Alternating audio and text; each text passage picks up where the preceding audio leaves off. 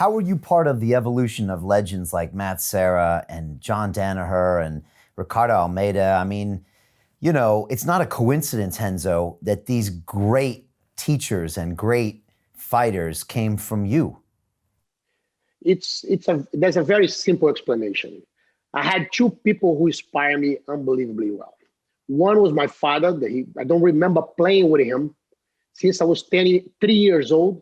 There wasn't something about jiu-jitsu. He would put me on his back, put me the hooks, hold me, hold there, put the pressure on the neck. Oh, I tap. I knew that. I don't remember. I don't have one memory of him that we were not, like, he wasn't teaching me something positive for my life and how to be it. For you to have an idea, when I was like 10, 11, 12, I would go and spend my whole day with him. I wouldn't talk. I just walk. He would go downtown, do his business meeting, talk to his friends and do everything. And I'll be next to him just listening and learning. So that man was a soul that made me a lot of what I am today. And the other one was my Uncle Hollis. My Uncle Hollis Gracie, the one who died of a hang gliding accident. He was the best teacher, the most open-minded, the guy that your success was his success. There was not 1 gram of jealousy on him. There was no 1 gram of greed. He wanted the same that he wanted for himself, he wanted for everybody else. And he was the biggest influence. I remember, and my way, like I'm a black belt on judo. I trained boxing, I trained Muay Thai, and it was all thanks to him. He ran the team of wrestling in Brazil. He was a jiu-jitsu guy running the wrestling team in Brazil. And this is 1978. He went to the first worlds. The Brazil compete on the first worlds, thanks to him. So he was an open mind. He brought Americans to teach wrestling, you know, and until today, this wrestler was one of the best wrestlers in America. And the best coach too. He was the coach of Range Couture. Okay. This guy, someone went to his where he lives. He had a trophy for Hollis, and when he grabbed that trophy, he started crying. He goes, "That was one of the most amazing souls I ever met." He died at 33. You know, an unbelievable athlete, an unbelievable person, and a very giving. And I was his student. My father loved him, and even though he was very young, there was older brothers that could teach me. He chose that Hollis, and you know, he was my main teacher, and he was the one who set out the standards. And he was the teacher of my teacher, Carlinhos, the one that kept his work after he died. You know, I stayed with Carlinhos for my whole life. Carlinhos today runs the Gracie Barras, you know. They have over 300 Gracie Barras all over the globe. You know, and I was, the standards that were set were so high, I couldn't go halfway. You know, we know what I love. I love surfing. I love relax. I stopped. I was very good at surfing. I compete. I beat very good people in surfing competitions. And when I say beat, it was on their sport, not by choking them out. You know? But the standards were set so high that I couldn't accept be shallow.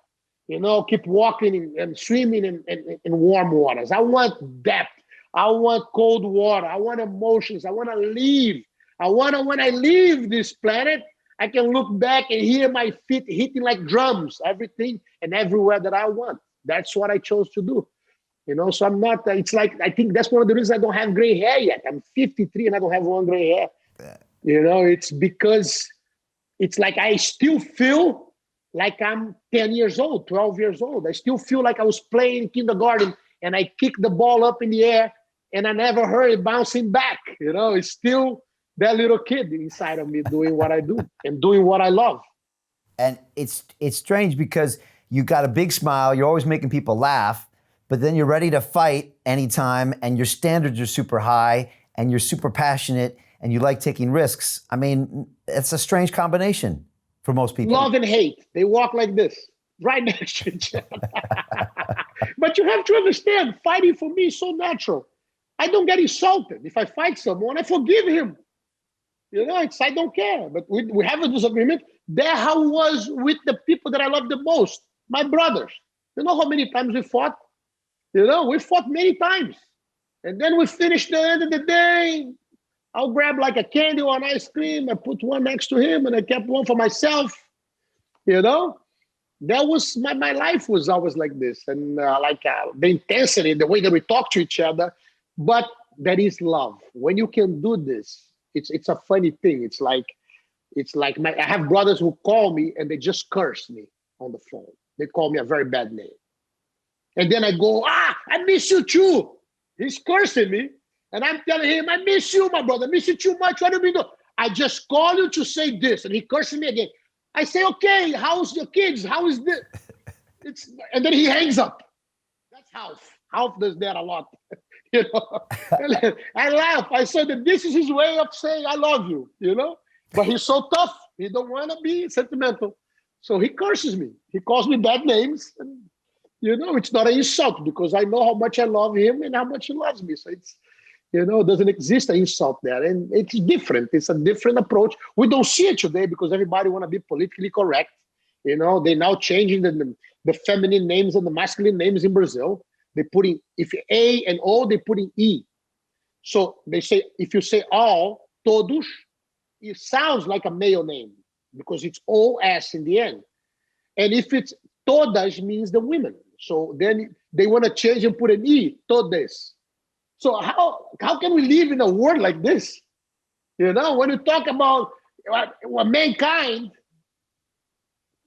will be soon because they're going to put an E over there. You know, it's like, man, there's nothing more beautiful than the woman's soul. And I believe in reincarnation. I believe we are spiritual. Because I meet some people that I swear they just came from a monkey. They just migrate to be a human soul. And I believe a soul doesn't have a sex. It's not male or female. It's according to what you have to do and what you have to leave to make you evolve. I think we all going towards a light that is going to make us better, you know, and not to it's like a gay people. I love many. I have friends gay. I don't care. It doesn't bother me. And honestly, I believe they are a soul that were a feminine soul, and then suddenly they need to be born a man, and they didn't have the time to do the full transition. I do believe 100% that. You know, it is even a funny thing to say because normally I don't say this to nobody. I'm telling you, you know, I say, how can I see these souls as the suffering? The first